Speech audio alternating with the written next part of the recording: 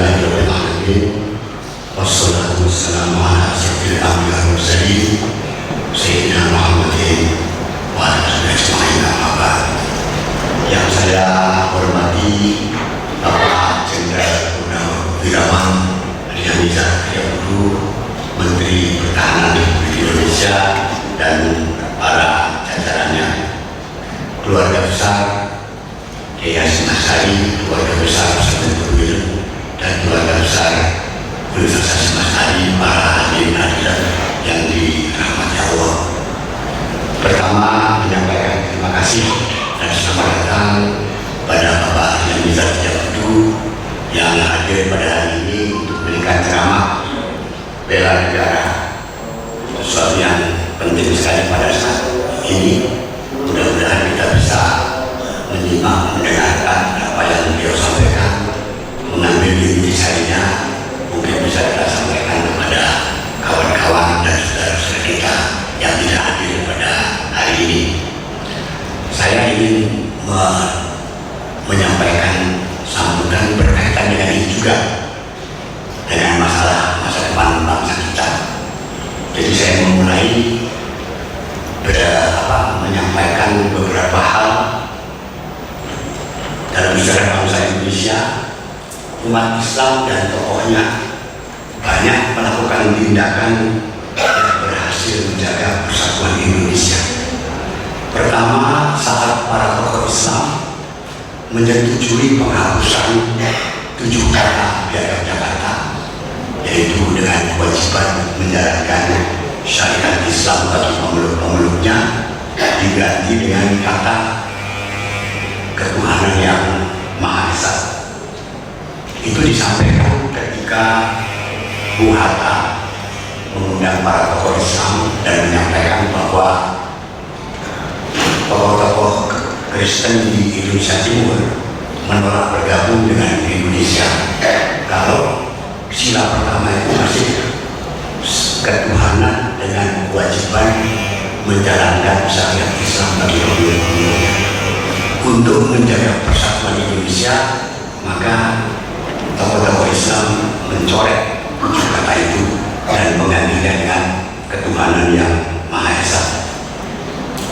Yang kedua adalah resolusi jihad yang disampaikan oleh Kiai Hasyim Asy'ari dan para ulama NU, yang merupakan adalah kewajiban fardu ain bagi umat Islam untuk mempertahankan kemerdekaan Republik Indonesia dan menganjurkan, mendorong pemuda-pemuda Islam di sekitar Surabaya ini untuk pergi ke Surabaya membantu militer menghadapi tentara sekutu. Alhamdulillah itu berhasil menahan sekutu untuk bisa menguasai Surabaya. Yang ketiga, pada November 1945, sejumlah kiai mengusulkan berdirinya Kementerian Agama yang kelak menjadi lembaga pemerintah yang memperkuat persatuan Indonesia. Yang keempat, pada 1991, Menteri Agama Kiai Hasyim dan Menteri Dikbud Bapak Abdurrahman membuat nota kesepahaman untuk mendirikan madrasah sebagai nomenklatur baru dunia pendidikan Indonesia. Kelima, ketika Kartosuwiryo mendirikan DII, tokoh-tokoh Islam memihak kepada Republik Indonesia. Seorang kiai bernama Kiai Muslim, diutus oleh Perdana Menteri Nasir untuk membujuk Kartosuwiryo supaya bersedia bergabung kembali ke pangkuan Ibu Pertiwi. Upaya itu gagal karena TNI tidak tahu bahwa ada upaya semacam itu, sehingga ketika Kiai Muslim keluar dari daerah DII dikawal oleh tentara DII, maka ditembak anggota-anggota DII, sebagian meninggal. Akhirnya tidak terjadi perdamaian. Keenam, ketika PKI berontak pada 1998 dan 1965, umat Islam dan tokoh-tokohnya berdiri sepenuhnya di belakang pemerintah. Ketujuh, tokoh-tokoh Islam berhasil meyakinkan Pak Harto supaya undang-undang perkawinan menerima ketentuan syariat Islam di dalamnya. Undang-undang ini diikuti oleh banyak undang-undang yang menampung aspirasi umat Islam di dalamnya. Ini memperkuat persatuan Indonesia. Kedelapan ialah keputusan Muktamar NU tahun 1984 untuk menerima Pancasila sebagai satu-satunya asas bagi ormas dan parpol di Indonesia selain sebagai dasar negara. Pada saat terjadi huru-hara pada bulan Mei 1998 di Jakarta, banyak warga Tionghoa yang dilindungi oleh umat Islam. Dalam menangani konflik Ambon, tokoh-tokoh Islam dan tokoh-tokoh Kristen di Jakarta bekerja sama untuk membantu mengakhiri konflik. Ketika terjadi peristiwa teror bom Bali, banyak tokoh Islam secara membantu menyelamatkan korban. Sejumlah contoh di atas menunjukkan bahwa bangsa Indonesia mempunyai modal sosial yang besar berupa sikap toleran, gotong royong, penghormatan terhadap kebinekaan, saling percaya, mudah bekerja sama, saling menghormati, dan lain-lain. Menjelang Pilgub DKI 2017 terjadi polarisasi dalam dua kubu. Yang menarik ialah dalam kedua kubu itu terdapat tokoh-tokoh Islam yang saling berhadapan. Kedua kubu saling menyerang, saling mengejek, saling memaki. Buya Syafi'i Ma'arif menulis bahwa ada sejumlah makian yang dilontarkan padanya karena dia membela Ahok secara terbuka. Daftar makian itu saya baca hari Selasa kemarin. Setiap Selasa ada tulisan Buya Syafi'i Ma'arif di koran Republika. Daftar makian itu saya bacakan ya. Pertama, orang tua gila. Kedua, pembela penista. Ketiga, si tua bau tanah. Keempat, kecebong. Kelima, koplak. Antek, semakin tua semakin sesat. Si pikun tetap liberal, kerak neraka. Makin tua makin kehilangan akal. Agen PKI kedok ulama syuk. Berbicaranya lantang tapi telinganya tuli, pandangannya buta, intelek kok goblok. Ini kan tidak sopan. Pak Syafi'i Ma'arif ini tokoh bangsa kita yang banyak jasanya dan beliau pandangannya jernih. Bahwa kita berbeda pendapat ya itu tidak ada masalah.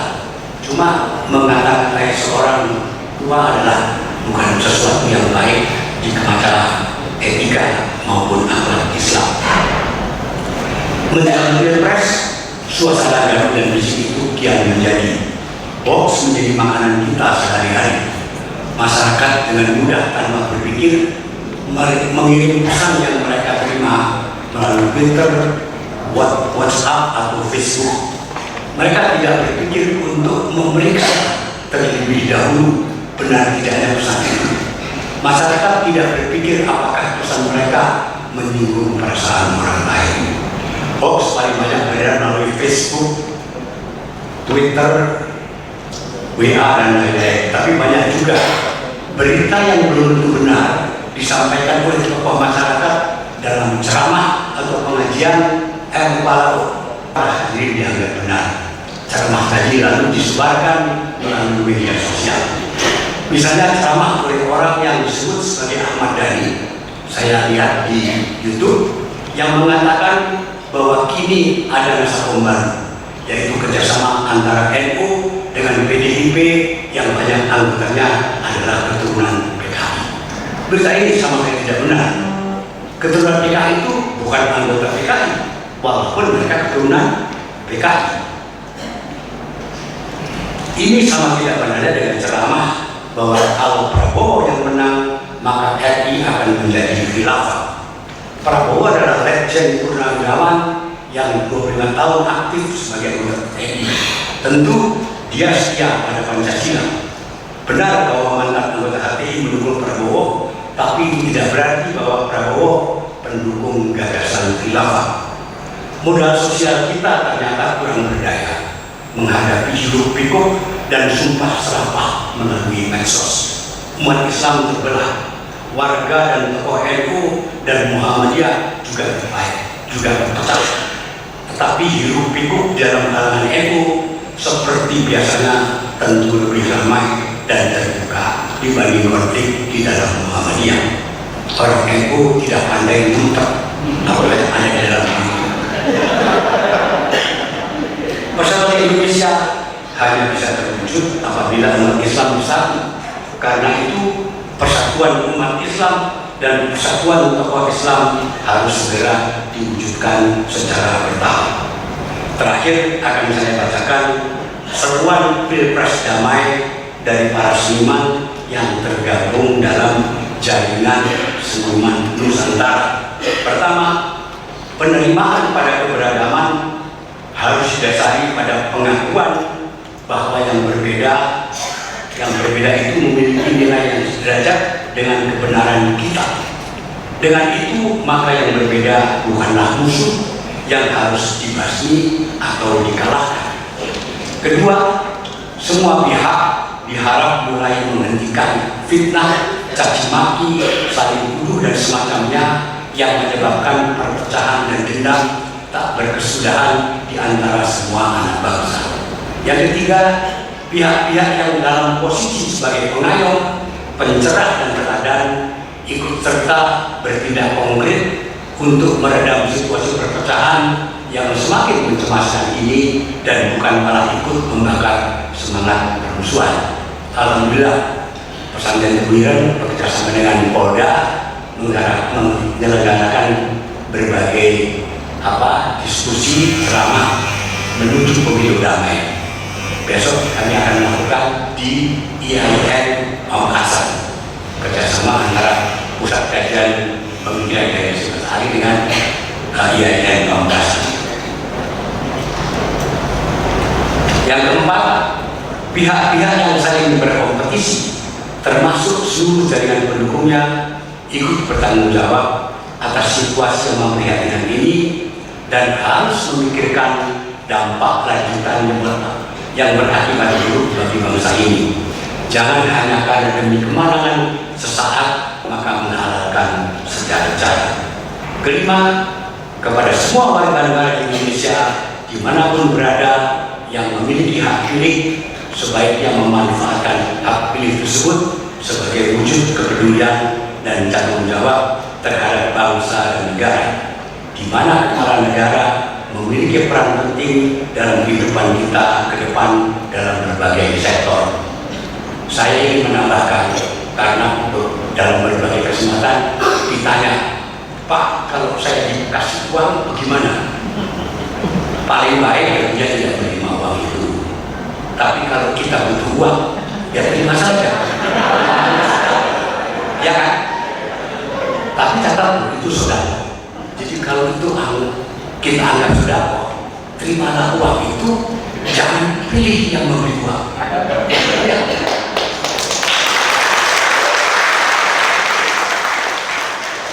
Tapi kalau kemudian kita terima uang dan kita pilih yang memberi uang, itu namanya riswah, itu namanya suap, dan itu yang memberi dan yang menerima sama-sama masuk neraka. Jadi ingat ya, terima uangnya, jangan pilih yang memberi.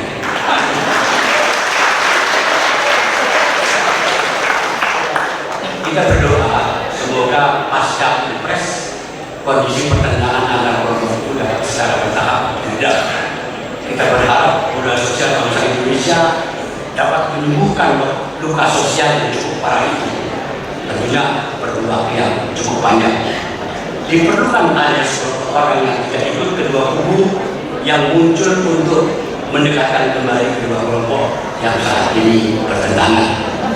Ada rencana di Tebuireng entah 1-2 minggu ke depan untuk mengumpulkan para ulama yang berbeda pilihan, baik yang pilih nomor 01, pilih nomor 2, supaya bisa waktu kembali.